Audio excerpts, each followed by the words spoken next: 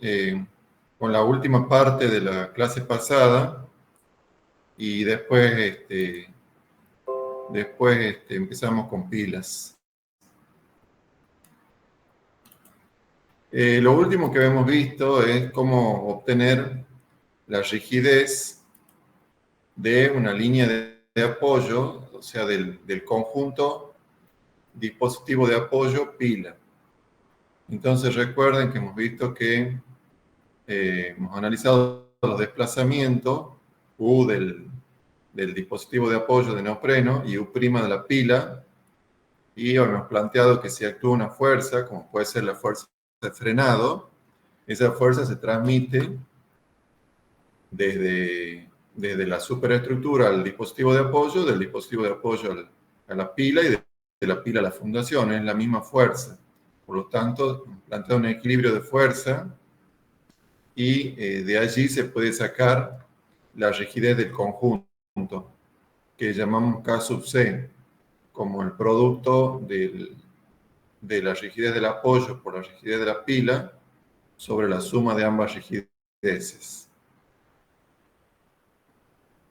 Recuerden que al principio de esa clase hemos analizado la rigidez del apoyo, cómo se obtenía.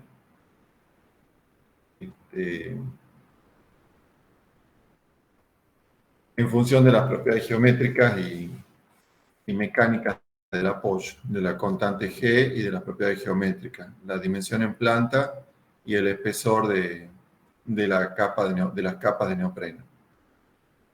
Bueno, lo que sigue después, en esta parte, lo vemos al comienzo de la clase de pilas, que son repartos de acciones entre el tablero y la subestructura. Esto lo vemos después. Y simplemente les quería mostrar algunas fotos de apoyos en mal estado. Dispositivo de apoyo en mal estado. Esto es un dispositivo de apoyo en Tucumán, en el puente de acceso a Concepción, accediendo desde Tucumán. Esta foto está sacada hace unos años, hace unos 10 años, en el puente carretero principal. En ese momento ese puente tenía unos 20 años o 15 años. O sea, esto evidencia un defecto constructivo. Esto de arriba sería la viga, este de abajo sería el estribo, y acá está una meseta de apoyo que ustedes ven abajo que está mal terminada, mal hecha, y el dispositivo de apoyo de neopreno sería esta parte que están viendo acá, que estoy señalando con el cursor. Bueno, hay malas terminaciones, no tienen la geometría que tienen que tener, ya que esta meseta debería exceder al apoyo y el apoyo tener una pequeña superficie de revancha respecto a la viga, etc. Además, se ve en las terminaciones de la viga de poca calidad, se ven que no hay mantenimiento, no hay revisión. Acá se lo ve un poco más de cerca y ahí también. ¿Sí? Bien. Bueno, ahí se ve que hay un desfasaje en el sentido lateral, en el sentido perpendicular al eje de la viga, entre la meseta de apoyo y el dispositivo de apoyo. Bueno, acá alguna bibliografía sobre dispositivos de apoyo.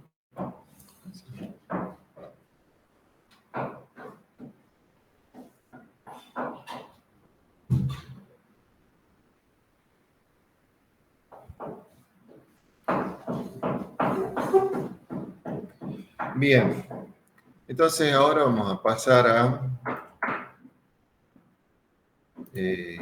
la clase de pilas. Entonces,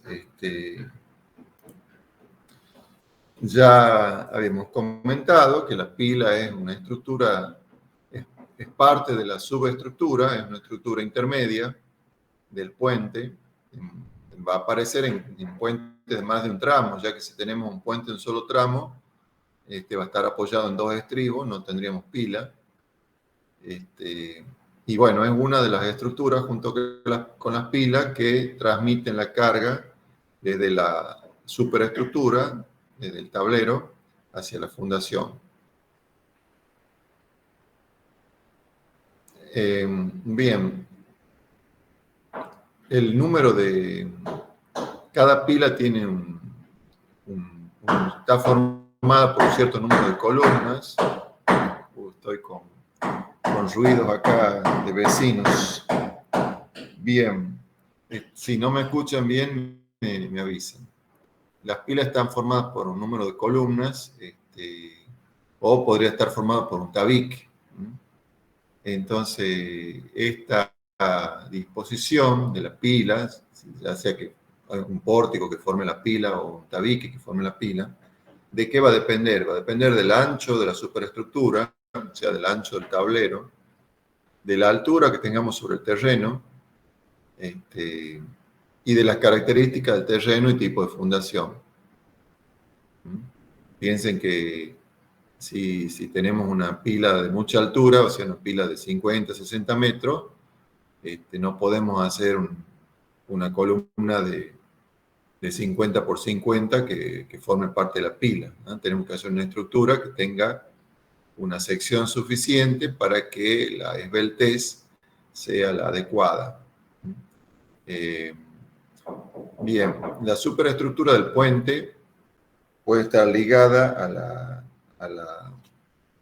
a las pilas de diversas formas, de forma monolítica o de forma articulada.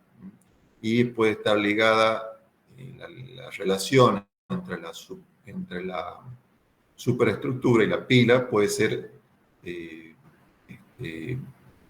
una continuidad total, como teníamos en los puentes romanos. ¿Se acuerdan que no había dispositivo de apoyo, sino que el puente y los apoyos eran todo un solo bloque, una continuidad total? O puede ser que aparezcan los dispositivos de apoyo, fijos o móviles, según el tipo de apoyo que hemos visto en la clase pasada. Entonces se pueden dar, por ejemplo, estas combinaciones: que la pila se encuentre empotrada en la fundación y empotrada en el tablero, que la pila se encuentre empotrada en la fundación y articulada en el tablero, que sería uno de los casos más comunes, que se encuentre empotrada en el tablero y articulada en la fundación, etc. Apoyo móvil en ambos extremos, empotrada abajo y apoyo móvil arriba, o apoyo móvil arriba y empotrado abajo. Son las posibles combinaciones. Dentro de ellas, la más común es que se encuentre empotrada en la fundación y articulada en la vinculación con el tablero. Entonces, como decía, la forma de la pila, cómo está constituida, si está formada por columnas o por tabique, depende de la tipología estructural, del tipo de puente. En general vamos a hablar de pilares si los elementos de las pilas, los elementos que forman las pilas, sobrepasan de ciertas dimensiones, y si son menores que esas dimensiones, lo vamos a llamar columna.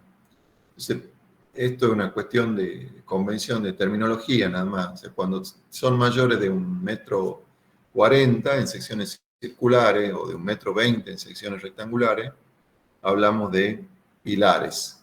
Y por debajo de eso le denominamos columna.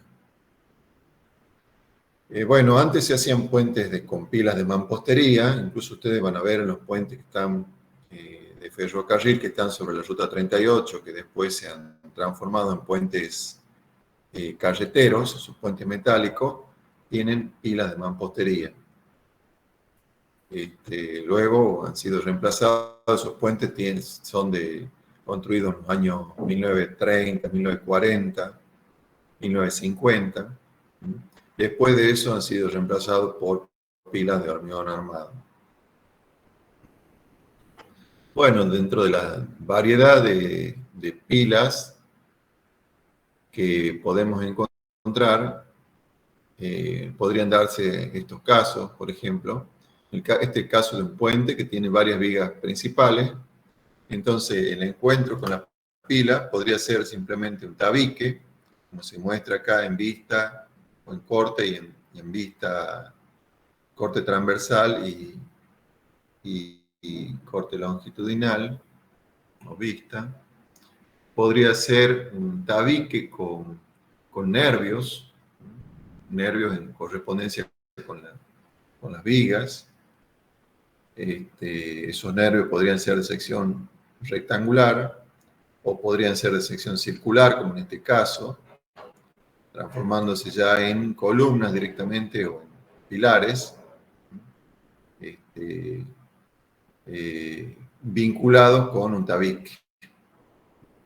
Pero también podría ser que este tabique no exista y sean simplemente dos pilares o un solo pilar que formen la pila. También podríamos tener un pórtico, como en este caso de la derecha, el caso D. Y acá tenemos algún ejemplo, una foto de un ejemplo. Fíjense, tenemos un puente con 5 vigas longitudinales que a esas 5 vigas las recibe una viga dintel o viga cabezal. Fíjense que tiene un tope acá lateral para evitar el desplazamiento lateral del puente. Y esa viga apoya en 3 grandes pilares de sección rectangular. Aquí tenemos otra disposición donde tenemos una única, la pila está formada por un único elemento de sección hueca, generalmente, de sección rectangular, gran pilar de sección rectangular, y la conexión entre la superestructura y la pila es a través de esta viga cabezal de altura variable, y generalmente esta forma es prefabricada. Si ustedes hacen un corte transversal van a encontrar una sección pi o una sección U invertida con 2 voladizos, una sección pi, y esto se prefabrica en 2 secciones T que luego se unen en obra. Generalmente responde a esa forma constructiva. Bueno, si tenemos un puente de tablero con sección cajón, también podemos tener distintas variantes que se muestran acá para la pila, ya sea una pila de sección rectangular hueca, que tiene el mismo ancho que la base del cajón, o 2 pilares circulares unidos por una viga superior. Acá hay un corte a la altura de la viga superior. O podría ser incluso que no exista tal viga, directamente la sección cajón apoya en los 2 pilares y forman la pila. Esto no es muy conveniente, es mejor la solución con una viga que ayuda a repartir mejor los esfuerzos. O también podría ser que tengamos cajones múltiples y aparezcan también 3 pilas, por ejemplo, 3 pilares, como en el caso de la figura de la derecha. Acá hay otro ejemplo de un esquema de un puente construido con una sección cajón, puente sección cajón que es recibido por una pila de sección doble T, podríamos decir. Son en realidad 2 secciones, pilares casi cuadrados unidos por un alma, por un tabique. Entonces acá tenemos algunas dimensiones como para tener idea de las magnitudes que se manejan, ¿no? Un puente de 10 metros de ancho y la pila tiene 3,50 metros en su mayor dimensión. Bien. Acá hay un corte de un puente, de un proyecto de un puente real, formado por una losa con amplios voladizos tiene voladizos de 4 metros, la losa, la viga en su parte superior, esta viga de sección abierta, llamada artesa también, tiene 4,50 metros, dos voladizos de 4 metros, o sea que en total tenemos 12,50 metros, y la pila tiene el ancho de la base inferior de esa viga, abierta, esa viga artesa. O sea, tiene unos 3,40 metros de ancho. El ancho superior de la pila, e incluso esa pila, fíjense que tiene una forma variable. Esto es una cuestión estética, es una cuestión visual y es un efecto, bueno, bien logrado.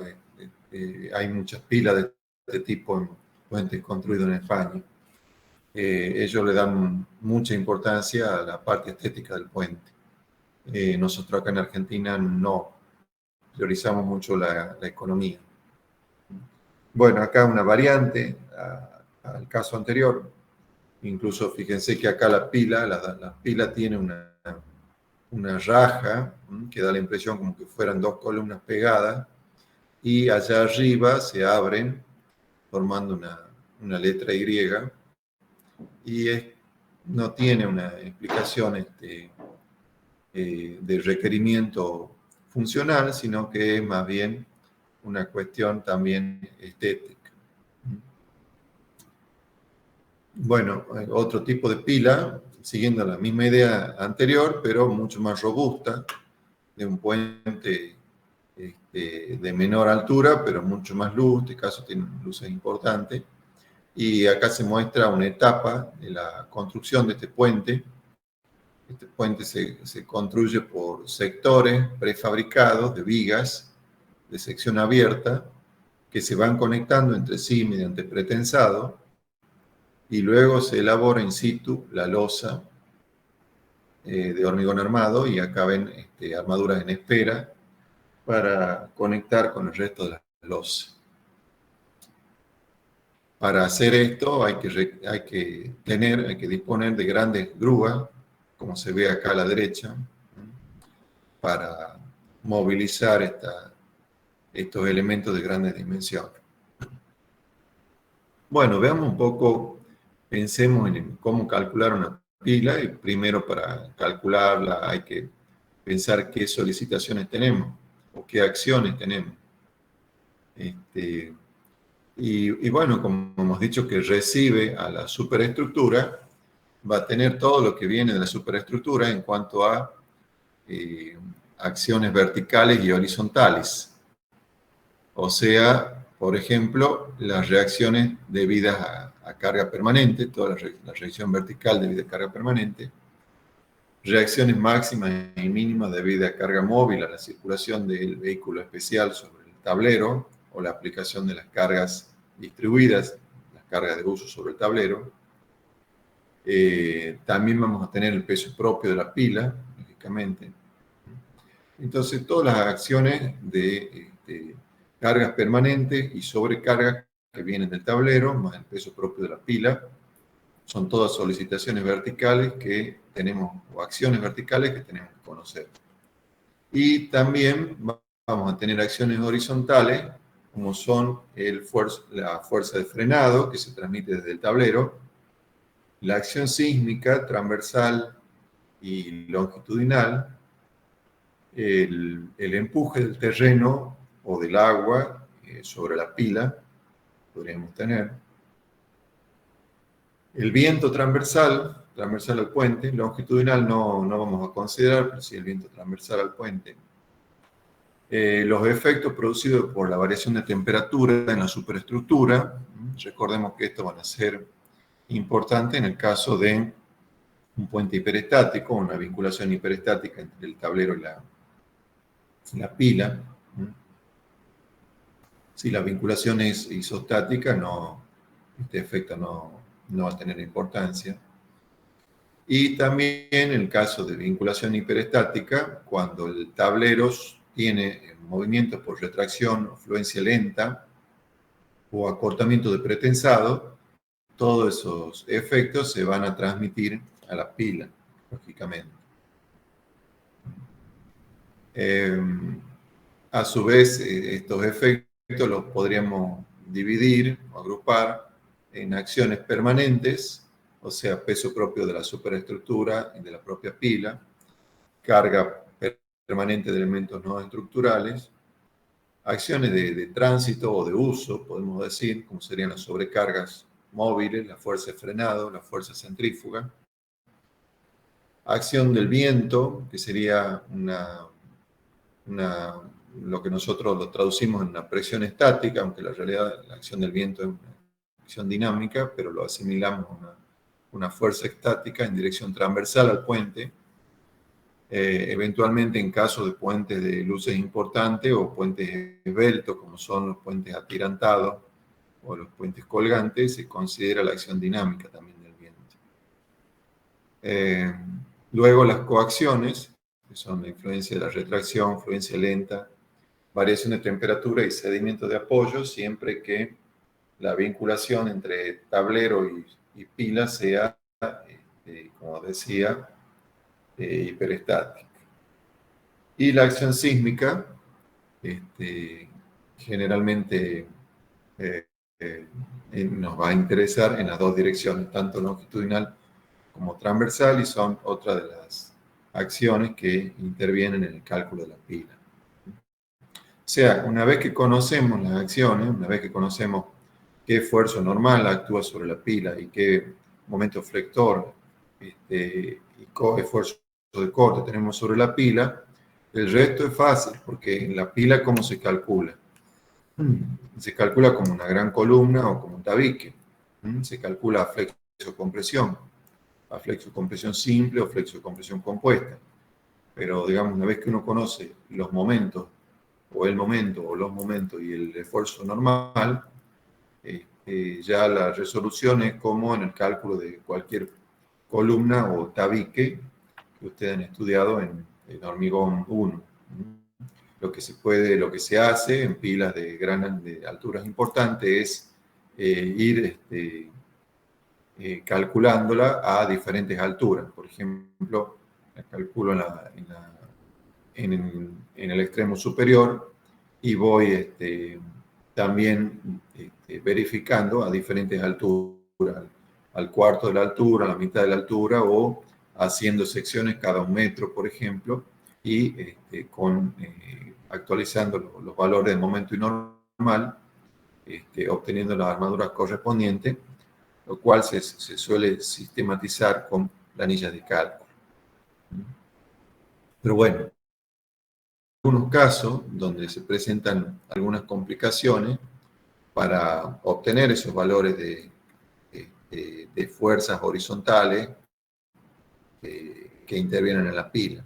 La fuerza horizontal en la cabeza de la pila, dada por ejemplo por el frenado que se transmite desde el tablero o por el esfuerzo sísmico, me va a producir lógicamente un momento flector que se va incrementando a medida que voy bajando por la pila.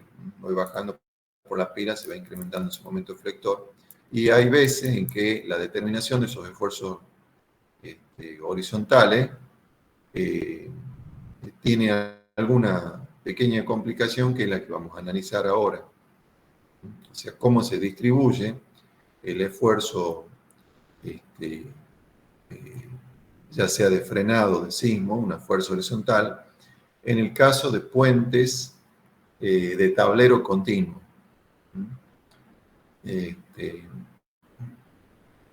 Tendríamos que distinguir 3 casos diferentes, suponiendo pilas empotradas en su base.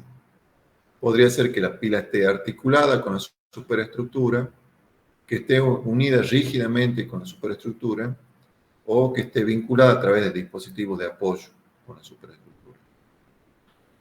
En todos estos casos, la distribución de los esfuerzos horizontales de la superestructura entre las distintas pilas es un problema estáticamente indeterminado. Entonces hay que considerar las condiciones de compatibilidad geométrica.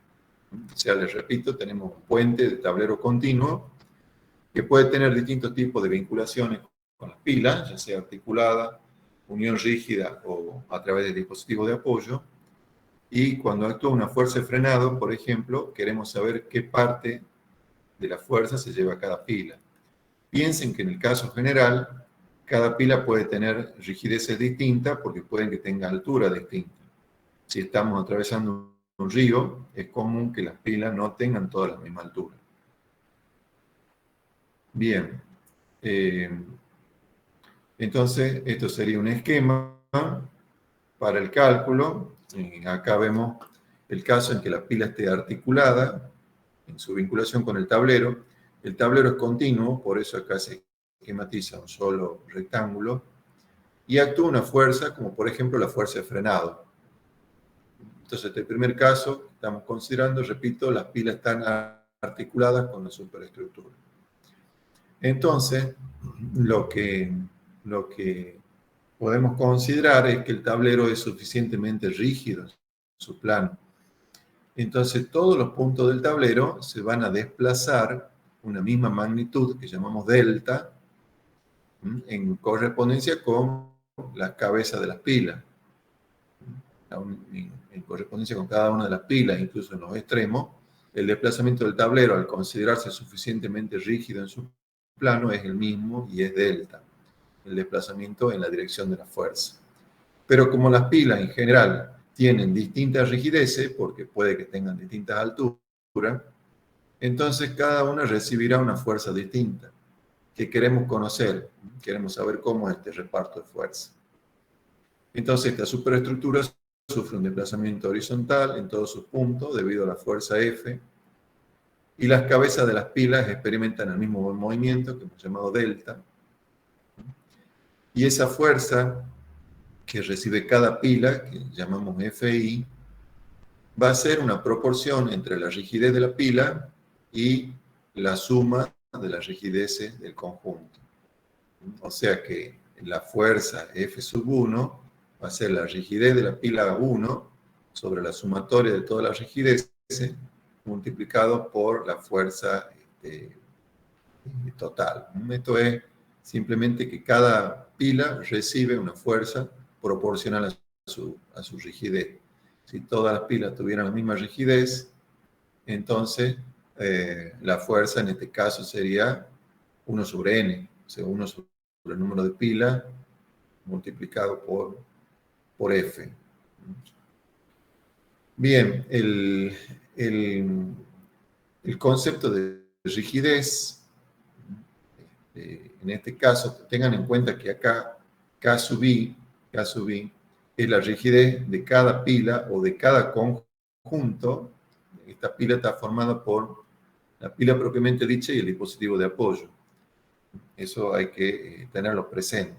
Entonces, si pensamos en la pila propiamente dicha, si fuera una columna simplemente, recordemos que esto, han visto ustedes en estabilidad 3, la rigidez de esa columna es 3 el módulo elástico por el momento de inercia en la dirección de análisis, dividido en la luz o la altura al cubo. Entonces, el concepto de rigidez es el conocido, se trata de una fuerza horizontal a aplicar en el extremo superior de la pila para originar un desplazamiento unitario. Esa es la definición de rigidez. Es la fuerza que origina un desplazamiento unitario. Entonces, en el caso de que la columna sea de sección constante y esté empotrada en la base, este sería el valor de su rigidez, 3G por I sobre L cubo. Si la pila estuviera empotrada en ambos extremos, ese 3 se cambia por un 12 y tendríamos un 12 por I sobre L cubo en pilas monolíticamente vinculadas con la superestructura. Y el caso que vamos a analizar acá ahora con más detalle es cuando la pila está vinculada a través de un dispositivo de apoyo con la superestructura y particularmente un dispositivo de apoyo de neopreno. Entonces ahora no nos interesa solamente la rigidez de la pila, sino que nos interesa la rigidez del conjunto pila-apoyo. ¿Sí? Entonces, el problema es que nosotros aplicamos una fuerza, por ejemplo, de valor unitario en esa pila y como ya hemos empezado a comentar en la clase pasada, esta fuerza va a originar un desplazamiento en el apoyo y otro desplazamiento en la pila, de forma que hay que considerarlo, hay que sumarlo. El desplazamiento en el apoyo, hemos visto en la clase pasada que vale la altura neta del neopreno sobre el módulo de elasticidad transversal del neopreno por las dimensiones en planta del apoyo, A por B, por ejemplo. Acá estamos suponiendo el caso particular que tenemos un solo pilar con un solo dispositivo de apoyo. Bien, y esa sería la deformación que experimenta el dispositivo de apoyo de neopreno ante la acción de esta fuerza horizontal unitaria. ¿Y cuál es la deformación que experimenta el pilar de hormigón? Bueno, L cubo sobre 3E por I. ¿Sí? Esto está relacionado con su rigidez.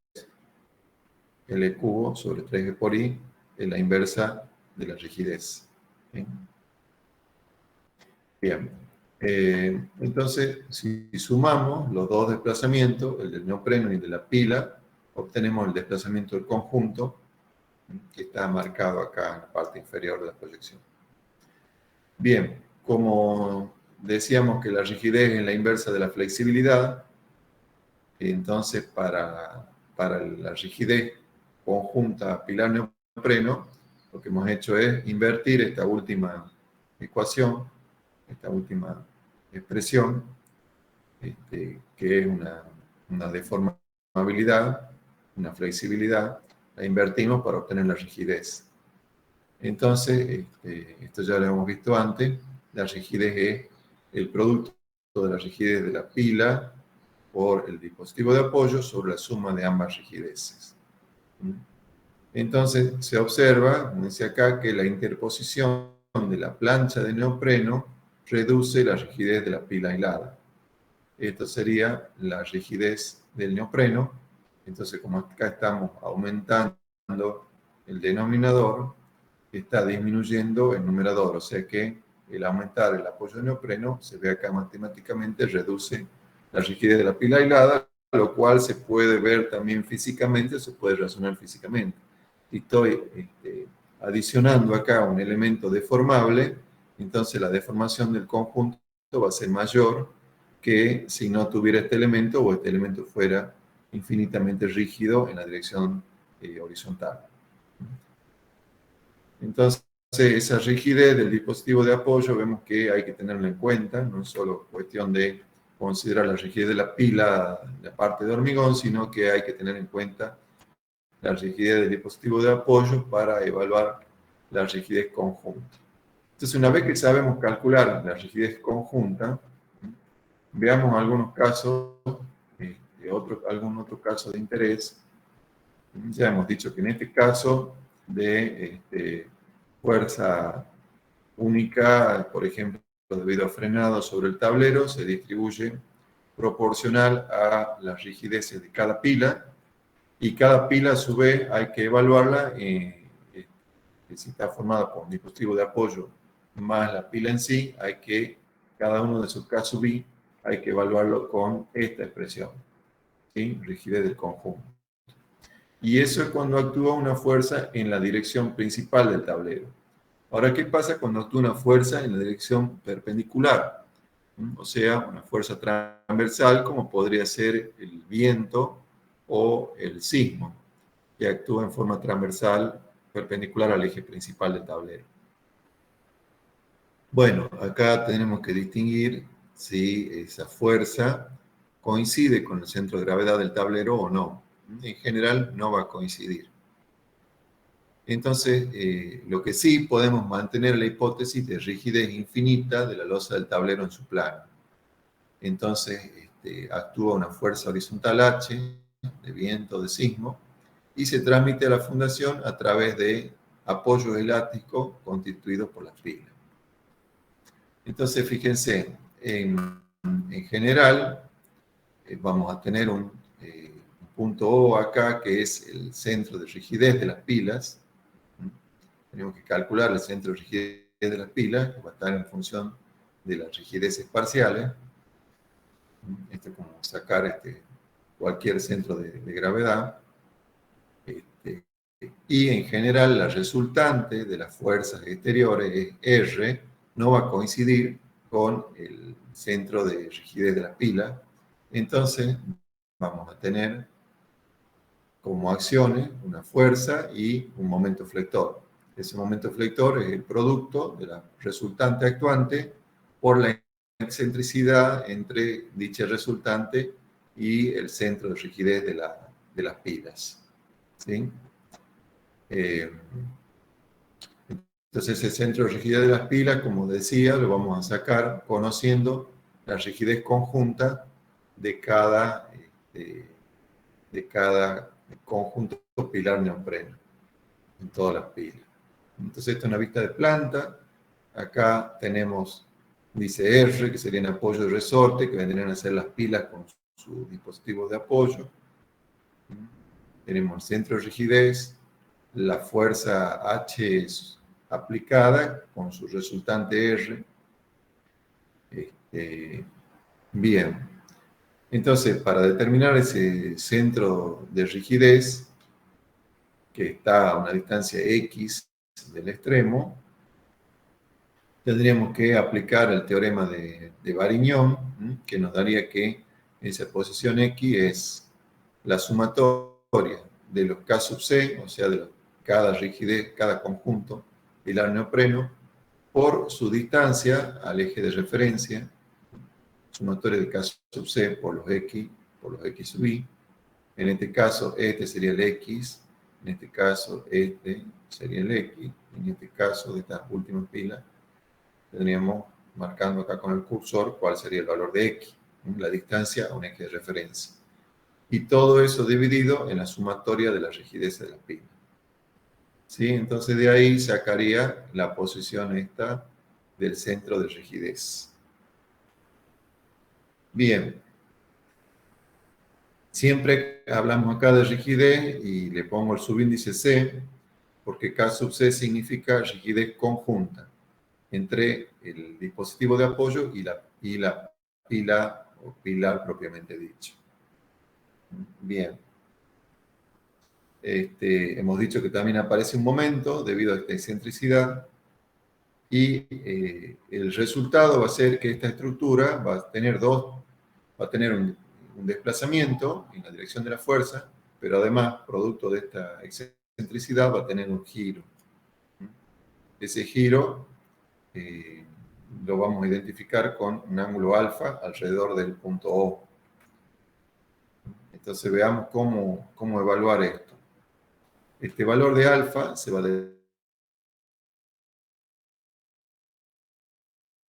el momento hemos dicho que era R por E el momento, dividido en la sumatoria de las rigideces,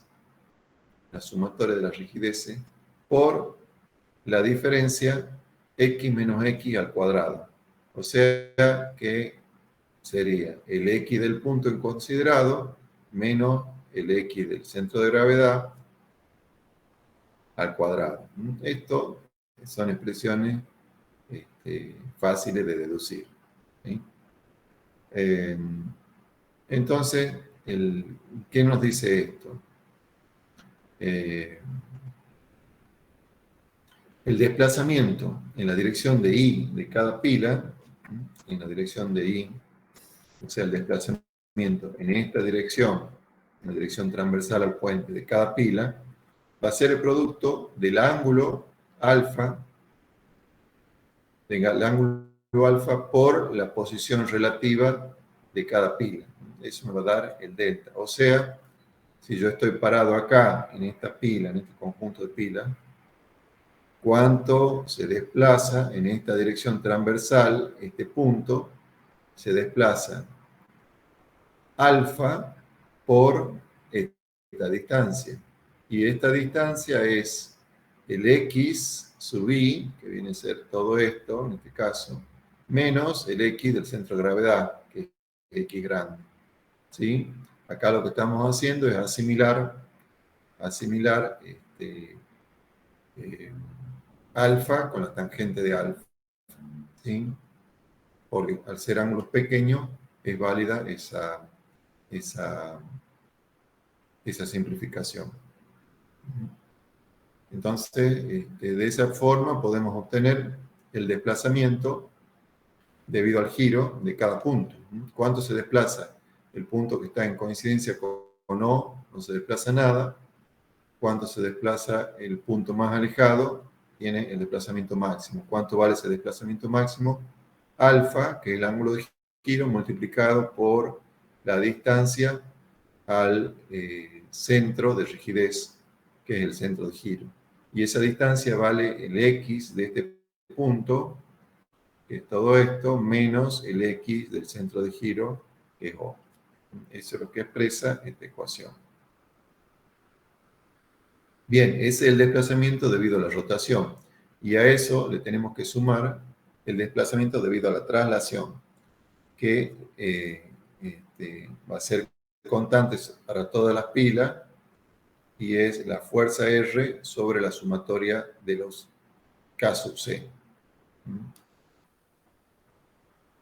Entonces, el desplazamiento conjunto va a ser la suma del desplazamiento por el giro más el desplazamiento por la traslación. Si a eso lo multiplicamos por la rigidez conjunta de cada grupo pilar neopreno, tendríamos la fuerza que absorbe cada una de las pilas, ¿sí? Si reemplazamos esos valores de desplazamiento, delta debido al giro y delta debido a la traslación que hemos tenido antes, nos queda esta ecuación para la fuerza que absorbe cada pila. Entonces, de esa forma se resuelve el problema. Repito, el problema original era, tenemos una acción transversal provocada por sismo o viento. El tablero es continuo y está apoyado sobre un grupo de pilas que tienen en su parte superior dispositivo de apoyo neopreno. Entonces, la consulta es, queremos saber qué fuerza se lleva cada una de esas pilas. Entonces, lo que hacemos es analizar el desplazamiento debido al giro y el desplazamiento debido a traslación como cuerpo rígido y a rotación, en otras palabras, y sumamos los dos desplazamientos. Conociendo los dos desplazamientos, multiplicando por la rigidez, podemos obtener la fuerza que absorbe cada pila. Si las columnas no son, si estos no son columnas aisladas, acá en el primer caso suponíamos que son cada una de estas columnas aisladas. Ahora supongamos que no son columnas aisladas, sino que son pórticos. Entonces, lo que vamos a tener que hacer es un paso previo, que es calcular la rigidez de ese pórtico. Entonces dice acá, si las columnas de una pila se encuentran vinculadas mediante una viga transversal, como en este caso, configurando un pórtico en esa dirección, entonces la rigidez K de la pila será la de rigidez de dicho pórtico. O sea, en esta figura, en este ejemplo, supongamos que nosotros en vez de tener 6 columnas aisladas que conforman los apoyos, acá tenemos una pila, 2 y 3 pilas, donde cada una de esas pilas está formada por 2 pilares unidos por una viga dintel, como en este caso. Entonces tendríamos que aplicar una fuerza unitaria para conocer la rigidez de ese conjunto, de ese pórtico K sub P. Es un paso previo que habría que hacer. Bien, esto es la resolución del problema cuando lo que actúan son fuerzas, ya sea fuerza transversal o fuerza longitudinal, fuerza en la dirección principal del puente o fuerza en la dirección transversal del puente. ¿Qué pasa cuando la solicitación está dada por deformación? Entonces, ¿qué fuerza se lleva cada pila debido a deformaciones longitudinales de la superestructura? Esas deformaciones podrían estar dadas, por ejemplo, por un incremento de temperatura o por efecto de retracción, influencia lenta del hormigón o por acortamiento elástico debido al pretensado, por ejemplo. Recuerden que estamos en el mismo problema, un tablero continuo que toma 2 o 3 tramos y está vinculado con las pilas, con diversas pilas, con 2 o 3 líneas de pilas. Entonces, primero tendremos que evaluar cuánto valen esas magnitudes, por ejemplo, cuánto vale la variación de temperatura. Esa variación de temperatura me va a dar una deformación específica. Eso hay que conocerlo de antemano. Por ejemplo, si yo tengo un tablero de longitud L y sé que tiene un incremento de temperatura de delta de T, ¿cuánto vale el éxito? Vale delta de L sobre L, ¿sí? O delta de L vale L0 por el coeficiente de dilatación térmica alfa y por delta de T. Si hago el incremento de desplazamiento dividido en la longitud del puente o en la luz del puente, me va a dar la deformación específica éxilo. Bueno, lo mismo si tuviera problemas de retracción o fluencia lenta o acortamiento elástico, tendría que evaluar esas magnitudes para conocer previamente cuánto es ese valor de deformación específica. Bueno, para el análisis vamos a tomar como base una sección de una superestructura que tiene un punto que no se desplaza, que es el punto O, o sea, el centro de rigidez. De la misma forma que antes, se determina esa distancia, esa coordenada del centro de rigidez, con la expresión que se muestra acá arriba. Entonces, en vista en planta, tenemos la losa rígida en su plano sobre 6 apoyos. Cada uno de esos apoyos, podríamos decir que es un resorte lineal. Acá tenemos la coordenada del centro de rigideces y tenemos este conjunto lo vamos a analizar una vez conocida la ubicación de la sección, el desplazamiento longitudinal D en correspondencia con cada pila, si se produce una deformación específica en la dirección del plano del eje principal del puente, entonces cada pila cuánto se va a desplazar. El desplazamiento va a estar en función de la distancia al punto de no desplazamiento. Piensen en el caso más fácil. Si yo tengo un tablero que es simétrico sobre 6 pilas simétricas y le produzco un incremento de temperatura, ¿hacia dónde se desplaza esta fibra? La fibra se desplaza hacia la derecha. ¿Sí? ¿Hacia dónde se desplaza esta fibra? La fibra izquierda se desplaza hacia la izquierda. Y hay una fibra que no se desplazan, que son las del medio. ¿Sí? Entonces, la fibra, a medida que me alejo de esa posición de no desplazamiento, voy obteniendo desplazamiento cada vez más grande. Si el tablero no es simétrico en su forma, porque las pilas tienen distintas rigideces, entonces ahora el centro o el punto de no desplazamiento no va a estar en coincidencia con el centro de gravedad de esta figura, sino que va a estar desplazado, que es el caso general que se plantea acá. ¿Sí? Entonces el desplazamiento de cada fibra va a ser el producto de su distancia al punto O por la deformación específica épsilon. ¿Sí? Y eso es lo que se está planteando acá. Entonces, si a esos desplazamientos lo multiplico por la rigidez del conjunto, la rigidez longitudinal conjunta de cada pila, obtendría la fuerza en cada pila. ¿Sí? Tengan en cuenta que cuando calculan la rigidez, esa rigidez se hace teniendo en cuenta la rigidez de la pila. Fíjense que en la rigidez de la pila aparece el momento de inercia.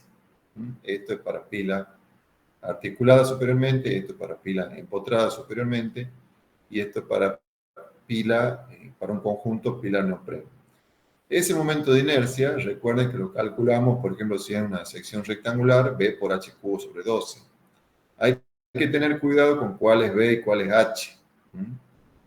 Si yo estoy calculando la rigidez para una fuerza o desplazamiento en la dirección del eje de la pila, entonces B va a ser esto, va a ser esta magnitud, y H va a ser en la dirección del eje del puente. Pero si estoy calculando para viento transversal, va a ser al revés. El B va a estar en la dirección de la luz del puente y el H en la dirección perpendicular. O sea, tengan en cuenta cuando calculen el momento de inercia que no es lo mismo si estoy trabajando en una dirección o en otra. Bien, entonces hemos dicho que si tenemos un problema como el incremento de temperatura, por ejemplo, evaluamos cuánto es la deformación específica y multiplicando esa deformación específica por la posición relativa del punto en consideración respecto al punto de no desplazamiento, obtendríamos el desplazamiento del punto considerado. Multiplicando ese desplazamiento por la rigidez del conjunto pilar neopreno, la rigidez longitudinal de la pila, obtendríamos la fuerza en esa pila. Acá tenemos los distintos tipos de vinculaciones, pila articulada superiormente con la superestructura, sin un dispositivo de apoyo, pila empotrada superiormente con la superestructura, y pila apoyada en la superestructura a través de planchas de neopreno. Bien. Otro caso es esfuerzos horizontales en pila debido a fuerzas y deformaciones asociadas a la superestructura. Acá lo que tendremos que hacer es considerar las cosas por separado y después sumarlas.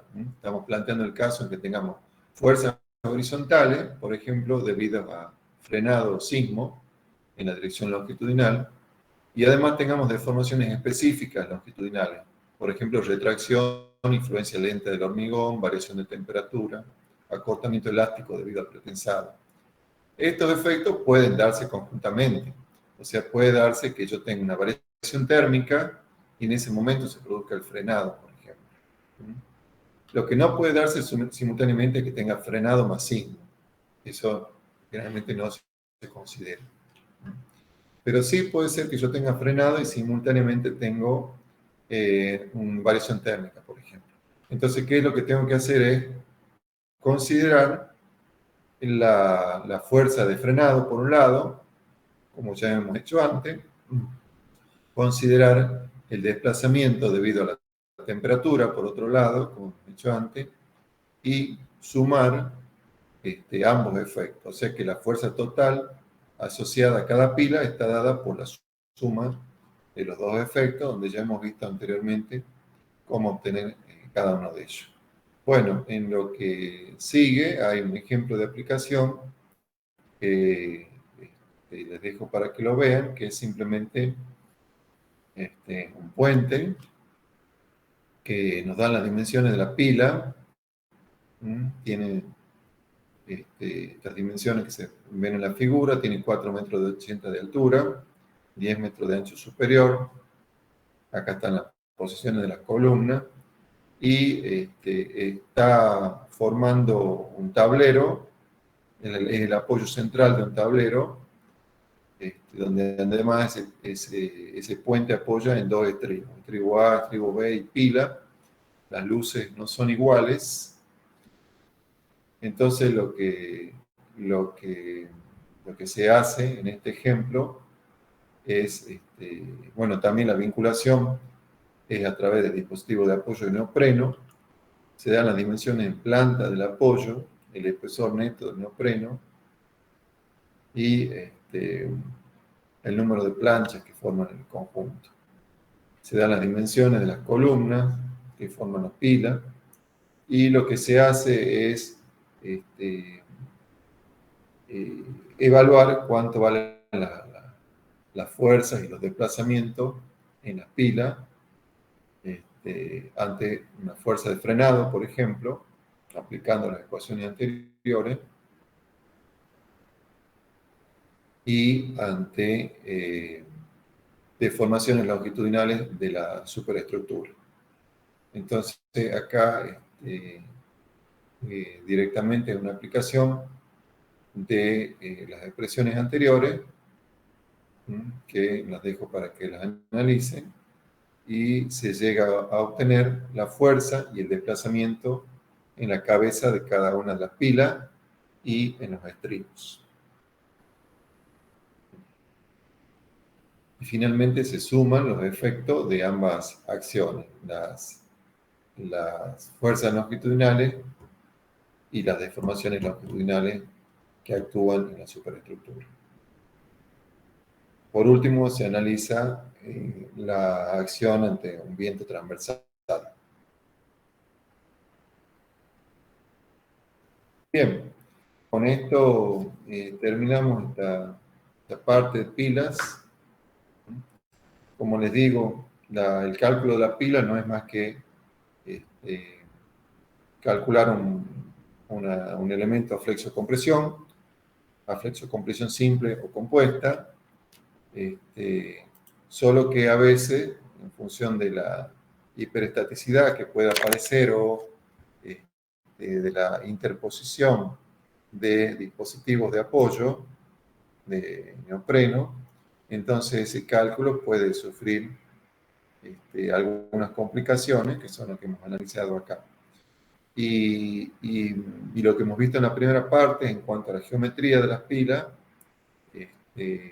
les recomiendo que un poco miren libros, miren ejemplos en internet, y van a ver la gran variedad de geometrías que tenemos en las pilas, aunque predominan las secciones de forma circular en el caso de puentes que atraviesan ríos, por una cuestión de menor resistencia al pasaje del agua, o en otros casos, forma de tabique, donde los extremos están redondeados por el mismo objetivo, y también en los puentes que atraviesan cruces secos, como en el cruce de dos caminos o de dos autopistas.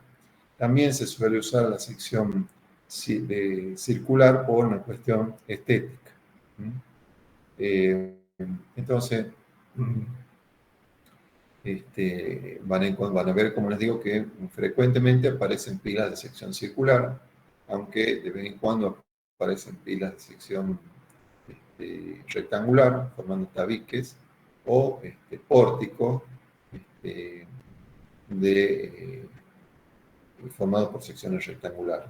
Pero en general, la sección circular es bastante común para la materialización de las pilas. Bueno, vamos a hacer una pausa y después de las 10 van a seguir con las clases prácticas, ¿sí? En la clase que viene vamos a ver estribos de puente.